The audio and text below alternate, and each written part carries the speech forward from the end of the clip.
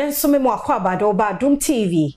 bedroom health tips so na watchi enkoma ye sickle cell and inheritance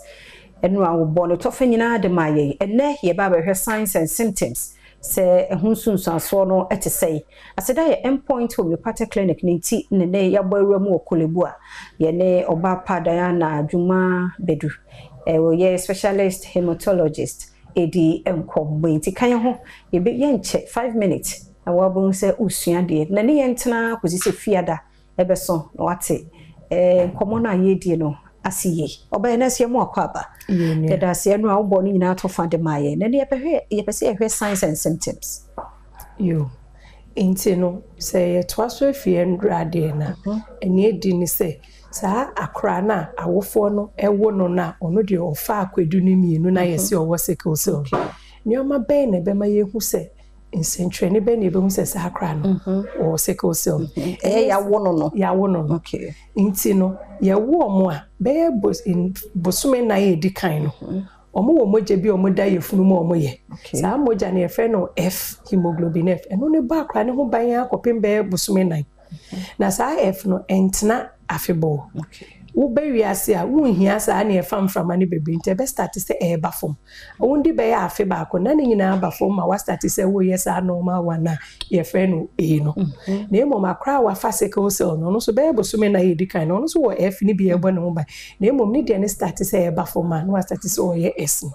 na S no nsunsun ye wo ene E no E no e ye krukruwa esanso ye mre broni se flexible wo kunwe ma emu na honam ne ya edi bosume nan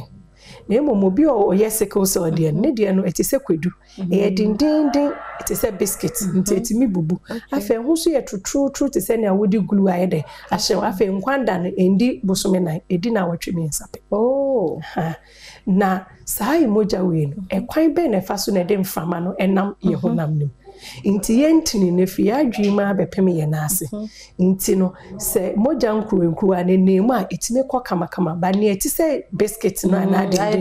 enemu a intime nko inti bon se sisi intini ne kwan inti bon se akra ne fi be bosumi nsie ko no bon se awofo ne be hu se akra ne nse chi be peja ana ne nice ro be peja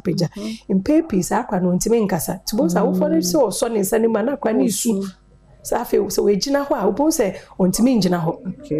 eno ne se intini na wo yense chi ne ye nice ro no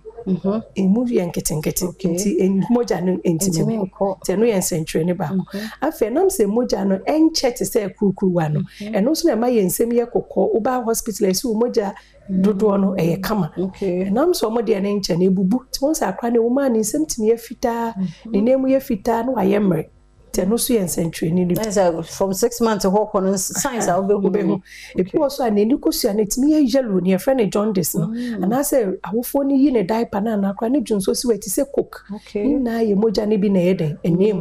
akra ne bo se kakra na ne wa ye hye ti e afi ma bo se ye treating for malaria enso na ye sickle cell no ahyase e bi wo hɔ a akra no be hu se we do be 2 years e kɔ no mutimi nya stroke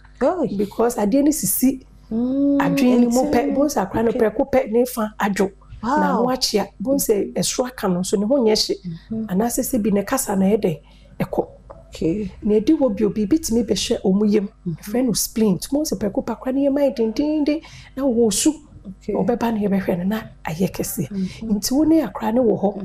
nti obi obeka se me wo me ba ne hwe nya no efie busumi nsia wo timi de be efie mienu fie mien asana we no science we ma ba science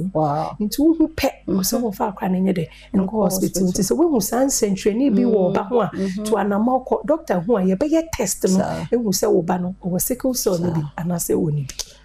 yamfa unsi hechne beto aso yada say me yasho so usua de mo bi pay attention na simanum de emfa bebre otwanya me yadom ne nkwa wo ho asaka ye ho na ye nto so wo ho fasedama endpoint homeopathic clinic ye nkwa ye check bia titu memma no from 35 for the prostate so hu se de tie e maka nsam be mu ansa for 0244867068 ochna nkwa hoden e wo ho a ye beto aso